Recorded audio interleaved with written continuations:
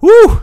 Well, I lost a couple years of my life watching that game, had flashback nightmares of what we have been seeing recently with the Bulls losing on game winners.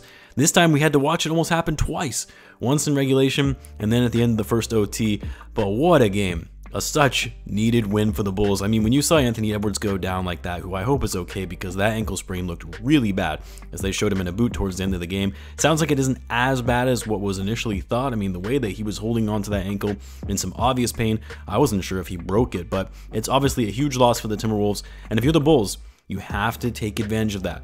Not only Cat, who's been out most of the season, but now also Anthony Edwards, arguably their two best players, now out of the lineup. You're in the final stretch of the season. You have to win these games.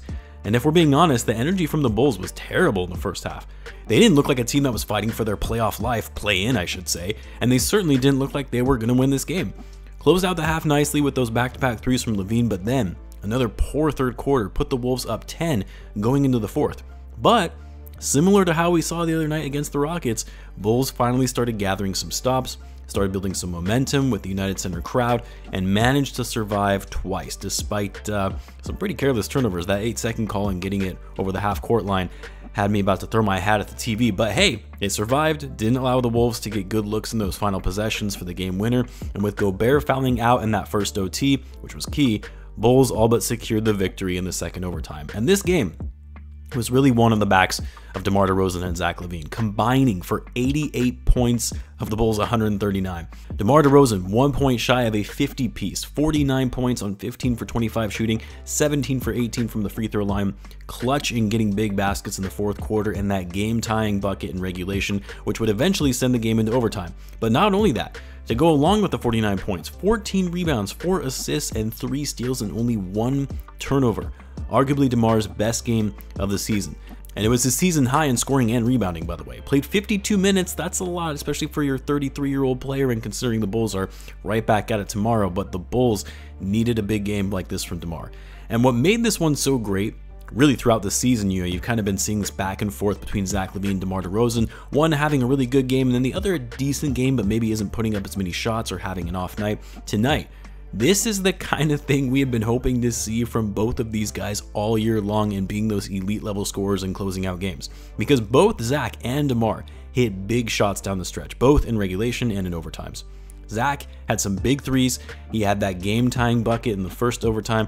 Like DeRozan, Zach LaVine was also 15 for 25 shooting tonight, 4 for 9 from deep, 39 points, 4 rebounds, and 5 assists. Zach LaVine also, by the way, passed Reggie Theus for 9th on the Bulls' all-time scoring list, making his way up after having just passed Derrick Rose a few weeks back. Captain Kirk is next up on that list to pass, but anyway, phenomenal, efficient games from both Zach LaVine and DeMar DeRozan. And then Vucevic, that dunk. That has to be the best dunk we have seen from Vucevic, and it also came at such a critical time late in the game to put the Bulls up 6 and all but secure the win for them. Where did that come from? Vooch throwing it down like that, as good as some of the posters we've seen from Zach LaVine. Are you kidding me? I shouted so loud after that, I almost woke up my girl sleeping. But anyway, Vooch actually had another attempted throwdown dunk like that earlier in the game, but missed the dunk, or I think maybe Gobert blocked it, I can't remember. But also a great game from Vucevic. He was the only other player outside of LaVine and DeRozan that was in double digits. He had 21 points, 11 rebounds, 4 assists, 2 steals, and 3 blocks. He had some bad turnovers, yes. And then he got that tech late in the fourth quarter, which, yeah, that was a bad one, especially when the refs actually made the right call. Refs had some bad calls in this game, let me tell you, but that one wasn't one of them. Never seen a jump ball get called when the defending player doesn't even have his hands on the ball, but it's something new every game with these refs, right? Anyway, all around a good game from Vucevic, who actually played well going up against Gobert, who historically has struggled against Rudy. Gobert had a nice game as well, don't get me wrong. Man had 5 blocks to go along with 21 points and 19 rebounds, but Vucevic wasn't afraid to attack him in the paint. I feel like we've seen Vooch be a little more wary and timid in these types of situations. Pat was nice off the bench, Coby was solid, had 2 big threes in the fourth that the Bulls really needed to get back into the game and close the gap on a lead. You know what's crazy is that the Bulls won this game despite having 6 less shot attempts than the Wolves did, and more importantly, near half the amount of threes the Wolves took. I mean, this shouldn't come as a surprise to anyone, That's been the case for the Bulls all season, except for the last game when they actually were putting up a ton of threes. And the Bulls also got outworked on the offensive glass and second chance points. A lot of that was due to Gobert because he's one of the best offensive rebounders in the league. Gobert had 9 offensive boards alone compared to the Bulls' 6 as an entire team.